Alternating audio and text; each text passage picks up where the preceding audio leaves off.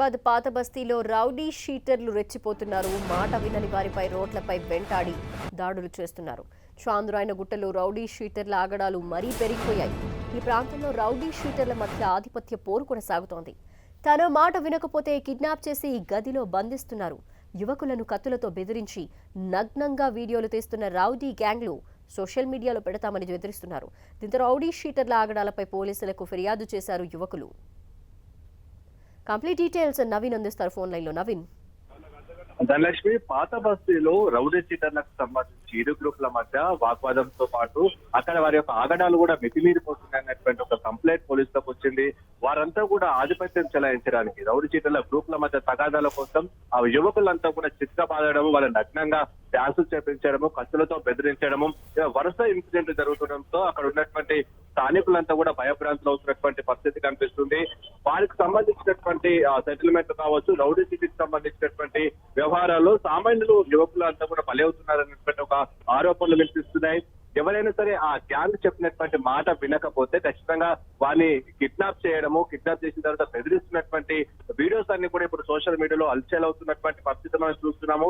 కత్తులతో బెదిరించి గతంలో ఒక వీడియో మనం చూసాము. ఒక యువకుని చిత్కబాదినటువంటి గ్యాంగ్ ఆ వీడియో బయటకు వచ్చినటువంటి ఒక 2 వారాల వ్యవధిలోనే మరికొన్నికి సంబంధించినటువంటి యువకుని వీడియోస్ కూడా బయటకు వచ్చాయి. ఓల్డ్ సిటీ పరిసర ప్రాంతాల్లో ఈ మితిమీరిపోతున్నటువంటి రౌడీ షీటర్ల గ్యాంగ్ వారికి సంబంధించినటువంటి అంశంపైన పోలీసులు దృష్టి సారించాలి, పోలీసులు సీరియస్ గా వీటిపైన యాక్షన్ తీసుకోవాలనేటువంటి ఒక డిమాండ్ ప్రజల దగ్గర నుంచి వినిపిస్తుంది.